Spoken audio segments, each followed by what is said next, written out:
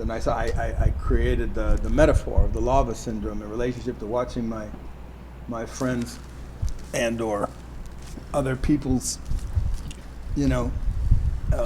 make that error. You see? And that, to me, it wasn't like, the experience degrading the concept, but it's the same basic, the same dynamic. But in a different way, is they would confuse their enlightenment or their consciousness for the lava.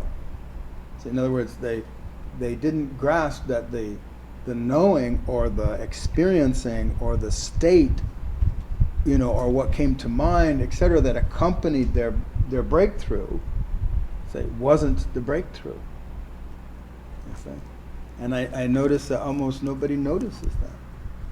Well, actually, nobody noticed that.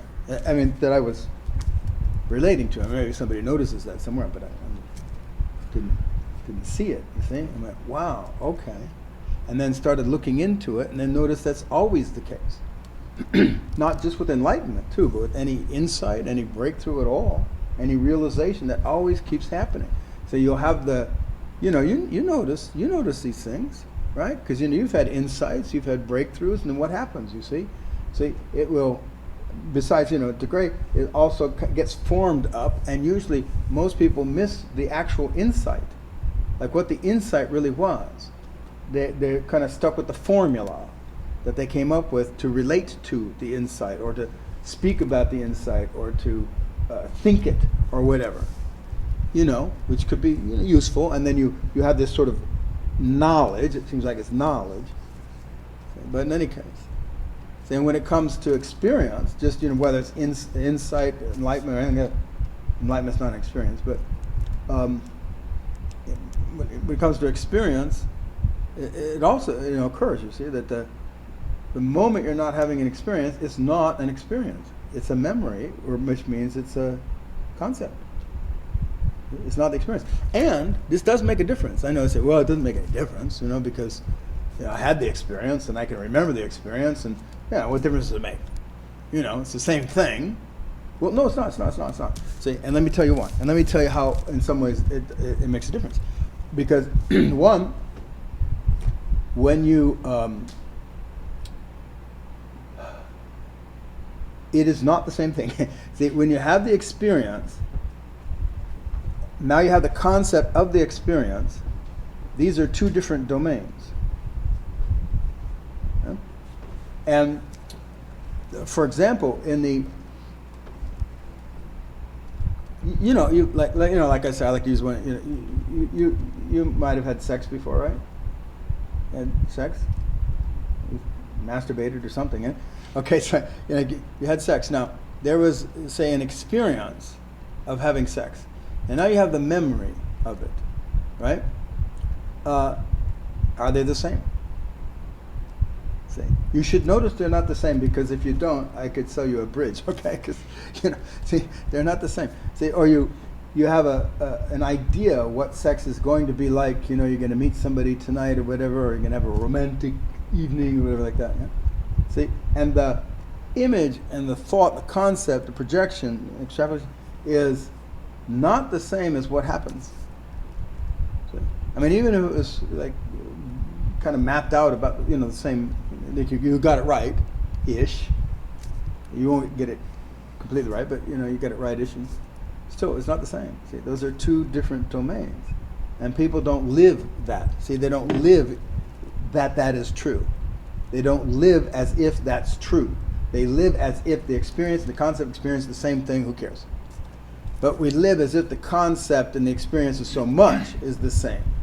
It might feel, see, something that's very valuable to share in the relative world as far as learning goes, or transforming goes, or grasping something, is this business, you see, of knowingness in a real way. Because you can't.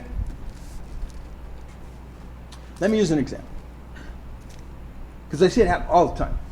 All the time. I'll teach somebody, I'll have them do it, they'll actually get it. Say like Clint, whatever, getting it, and he'll get it, a principle, and they'll get it, they'll do it, they'll act in relationship to it. And then later, I mean seriously, later, it's gone. But you had it. Why is it gone? See, I couldn't understand. See, and the thing is that they don't know the difference between the concept of the experience and the experience. And they're not reproducing the experience, they're reproducing the concept of the experience, and it doesn't work. You're following me here. Only the experience works. The concept of the experience doesn't work. It's intellectual. Not when you need action, for example. You know, like an example, I would work on a heavy bag, behemoth. You know, and I worked a bunch of stuff out with behemoth. And behemoth is a 110-pound bag that was held its own. It was a very strong bag out in the backyard, and I'd hit that, and you know, it moved. And I was working out the grounding stuff and the alignment stuff, the effortless power, punching kind of thing, right? How do I do this? How do I do this? And as I'd work through different stuff and realize something, and you know, go down a road about body alignment or draining into the ground or controlling my mind, or you know, whatever it was. And there had to be a lot of that, you know, controlling the nervous system and the mind. And I'd work out something, and then boom, it would work. See? And the bag would poosh, fly away like magic. Damn, that was great. And then the next time, we know what would happen, right? I go, okay, I'll do the same thing. Boom! It doesn't work. Huh. What's the difference, you see? And I started studying it. Why? You see, and I realized first, when I first hit the bag, my experience was about a question. You see, I was experimenting. I was questioning. See? I didn't have the answer. I didn't have the concept of what to do. It wasn't there. See? What was there was this question and this attempt, this genuine attempt, you see? That's what I was doing. Then the next time, and next few times, you see, what I was trying to do is reproduce the concept of that, not that. See, because now I had the concept of knocking the bag away. You see? The first time, or the beginning time, I didn't have the concept of knocking the bag away because I had knocked the bag away. See? It didn't work. See? Then I had it, so I was trying to reproduce that same knocking the bag away. Say, no. That's not what I was doing. I wasn't knocking the bag away. I was doing this. I was aligning here, I was relaxing here, I was controlling my mind, I was doing that. And so then when I reproduced that, boom, the bag went away again. See? And then I go, oh, no, wait a minute. It's the concept again. See? Wait. Wow, you mean I can't ever kind of use this knowledge? No, you can't. But I have the knowledge. I have the concept. No, that's not what works. What works is what you were doing. What works is the action. And part of that action was state and question and control, etc. The concept only got in the way because the concept was relating too much to the result. And the result is something that happens after. You understand? See, what produces the result is stuff that's happening before, independent of the result, and it had nothing to do with the result. You understand? See? Because I didn't know the result before it was created. See? And then make that shift to the reality, or in this case, the experience that produces the result, not the knowledge of the result, or even the concept of the experience that produced the result. So I had to make that distinction. See, and so many times, you see, like somebody gets something with joining, and then they lose it. Why? Because they go into the concept of joining. I got that, now I'm going to reproduce that. But no, you're reproducing the concept, not the reality. Okay. So, in this example, it's across the board, you see. This is important, something to notice. If you're going to make progress and become powerful entities, walk the planet. So, if I learn anything, how can I make the experience happen again? Because it's gone. Whatever I do, it becomes a concept. Yeah. How did you make it happen the first time? Do the same thing. You see. Yeah. See, and that's where people go awry.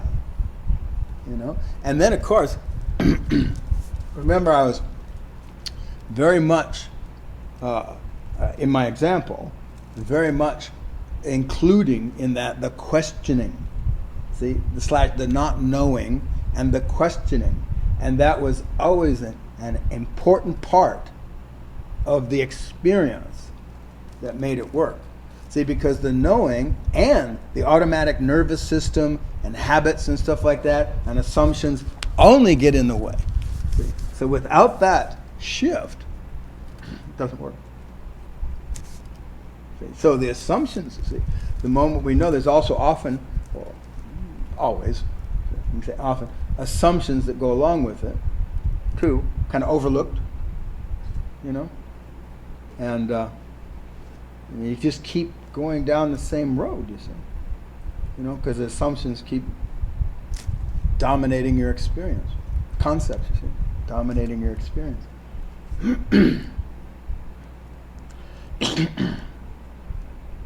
So you can see in the world of science, that's not useful to be dominated by assumptions, but it'll still occur, of course. And then one of the big roles of any real scientist is to try to get free of that.